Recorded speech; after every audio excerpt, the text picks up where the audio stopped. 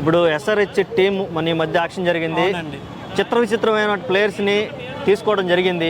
అసలు దీని వెనక కావ్య మారన్ స్ట్రాటజీ ఏమై ఉంటుంది అంటారు? ఇప్పుడు మొత్తం అంబానీ వాళ్ళ ఫ్యామిలీ ఆశ్చర్యపోయేలా చేసిందండి కావ్య మారన్ గారు. ఎందుకంటే తక్కువ బడ్జెట్లో బెస్ట్ ప్లేయర్స్ని తీసుకోవడం జరిగింది.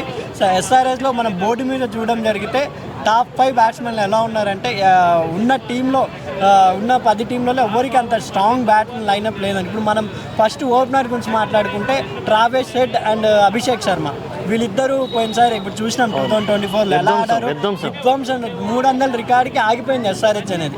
300 రికార్డు కంపల్సరీ కొట్టాలి అనే ఉద్దేశంతో వాళ్ళకి తోడు అంటే ఆయుక అగ్నితోడైనట్టుగా మన ఇషాన్ కిషన్ని తీసుకోవడం జరిగింది ఎస్ఆర్ఎస్లో.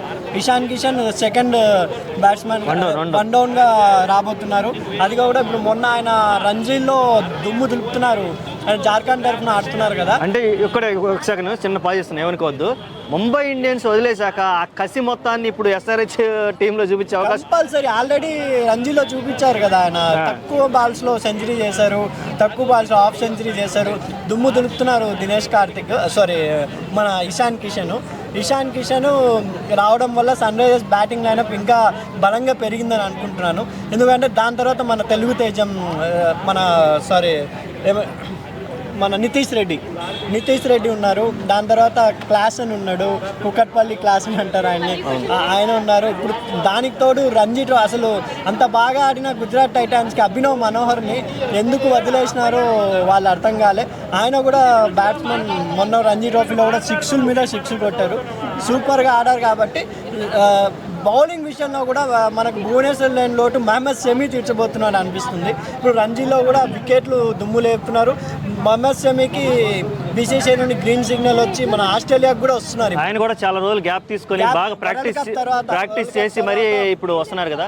ఆయన నుంచి కూడా ఎక్స్పెక్టేషన్స్ బాగున్నాయి, చాలా ఉన్నాయి. ఎందుకంటే ఇప్పుడు ఆస్ట్రేలియాతో ఆయన సత్తా కోరుకుంది. ఎందుకంటే నితీష్ రాణా ఎక్కడో ఫెయిల్ అవ్వడం జరిగింది కాబట్టి మహమ్మద్ షమీ కూడా ఆస్ట్రేలియాకి పిలుపు వచ్చిందంటే సన్ రైజర్స్కి ఒక గుడ్ న్యూస్.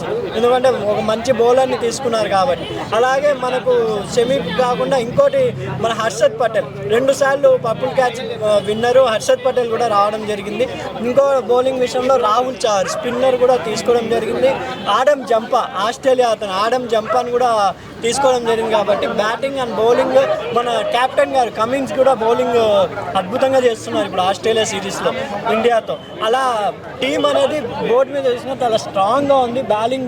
బౌలింగ్ బ్యాటింగ్లో చాలా స్ట్రాంగ్గా ఉంది. కాబట్టి కంపల్సరీ 100%గా నేను సన్ రైజర్స్ ఈసారి కంపల్సరీ 300 మార్క్ దాటుతుందని అభిప్రాయపడుతున్నాను అన్న. అలాగే ఇప్పుడు కెప్టెన్ ప్యాట్ కమిన్స్ కంటిన్యూ చేసే అవకాశం ఏమైనా ఉందంటారా, లేదంటే ప్యాట్ కమిన్స్ గారే ఉంటారు ఈ దాంట్లో? ఎందుకంటే ఆయన ఆస్ట్రేలియాకు కూడా చాలా మంచి విజయాలు అందించారు. ఇప్పుడు ప్యాట్ కమిన్స్ తప్ప ఇంకా మన అవకాశం ఎవరు లేరు. ఫ్యూచర్లో నితీష్ రెడ్డి గారు సన్ రైజర్స్ కెప్టెన్ అయ్యే ఛాన్సెస్ ఉన్నాయని అనుకుంటున్నాను అన్న. ఫైనల్గా ఎస్ఆర్హెచ్ ఏదైతే లాస్ట్ ఐపీఎల్లో మిస్ అయిందో ఫైనల్లో, ఈసారి అది సాధించేమన్నా? కంపల్సరీ సాధిస్తుంది. అదే ఇండియన్ ప్లేయర్ వల్లనే సాధిస్తుంది. అభిషేక్ శర్మ, ఇషాన్ కిషన్ అండ్ నితీష్ కుమార్ రెడ్డి వీళ్ళు ముగ్గురు విజృంభించాలని, మన ఇండియా టీం ఇంకా సత్తా ఏందో నిరూపించాలని అనుకుంటున్నాను. ఓకే అన్న, థ్యాంక్ యూ సో మచ్.